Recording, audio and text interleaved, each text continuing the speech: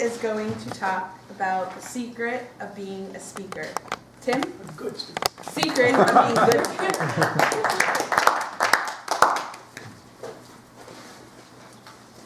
I mean, anyone can speak, right? Challenge is to be a good speaker. Now, you might have heard that speaking is a lot like being hunted. Maybe you've heard that before, somewhere. And it's really true, because when you're hunted, animals will have three common reactions. They'll either freeze. Deer will do this. Well, you've heard the expression deer in the headlights. They literally will stop there, and people run into them with their car. Or bear. Fight is another reaction. Bears. You can start coming after a bear and then just go after you. Or flight. Like, for example, like pigeons. Come anywhere near them and they go off.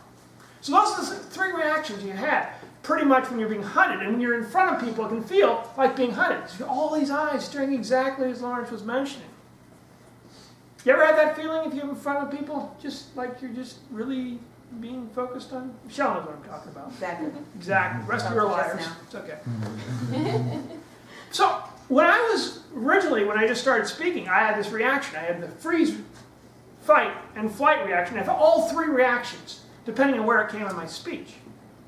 Before I actually was giving my speech, when I just stepped out on stage, the first reaction I had to do was look at everybody all around, all those eyes staring at me, and I would just freeze. And the thought would shoot through my head, maybe if I just stand here and don't say anything, no one will notice, and I could just have this whole moment go away. You probably already figured out that's not going to happen. You got to speak eventually, right? So the moment I switched into speaking, then it can fight. Nobody's going to get near me because you never know when people might sneak up on you. And it was terrifying up there. So the whole time, just all I'm thinking about, just defend myself to the death if necessary through that speech. And then, at the end of the speech, bam! Like a very fast pigeon, just gone. And every speech would go like that. And the freeze, fight. Sorry, Ken.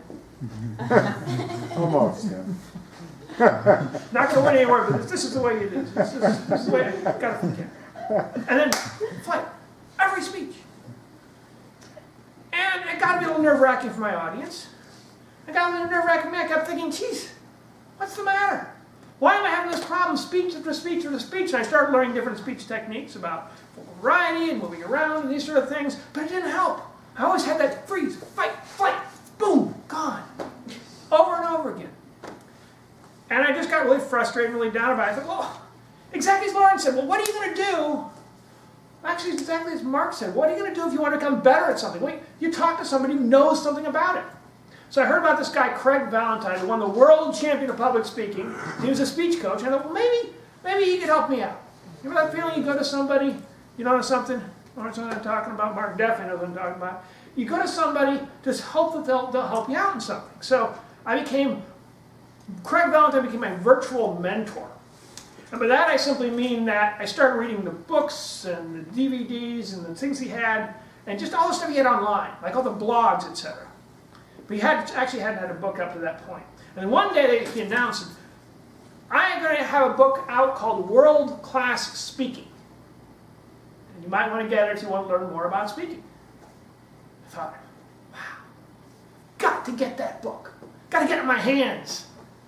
You know that feeling when you want to get a book in your hands, and you just, right then? Yeah, exactly. Like the Harry Potter rage. Everybody had to have it, right? You went out there, had to have that book in their hands. So I went out there looking everywhere. There one day, I saw it in a bookstore. And there was sitting on the shelf a red paperback book with World Class Speaking in white along the spine. And it was like the book spoke to me. It said, Tim, I have here the secret to becoming a good speaker.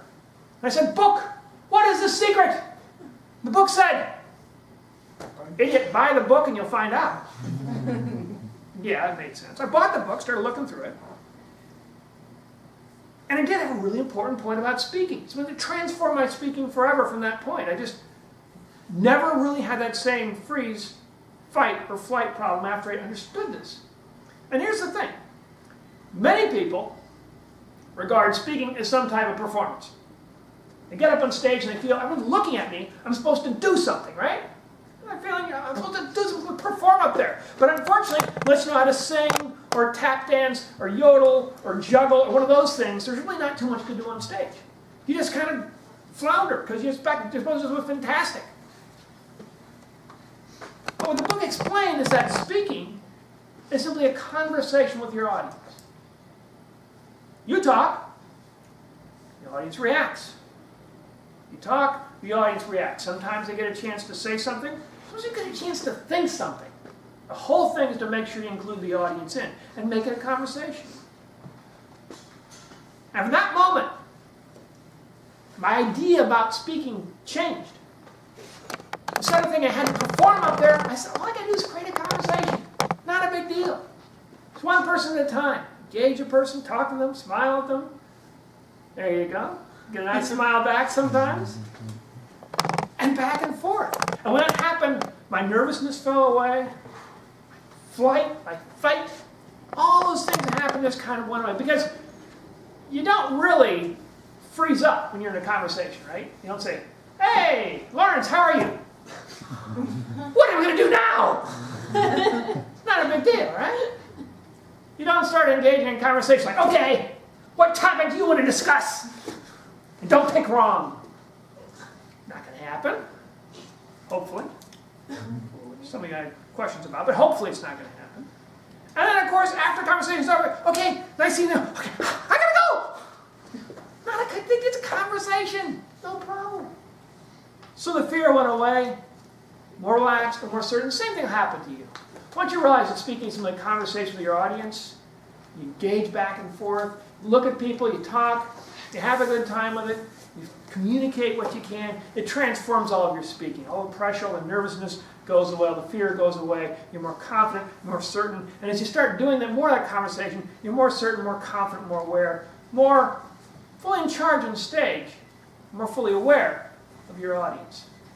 So remember, your next speech, all you need to do is create a conversation with your audience.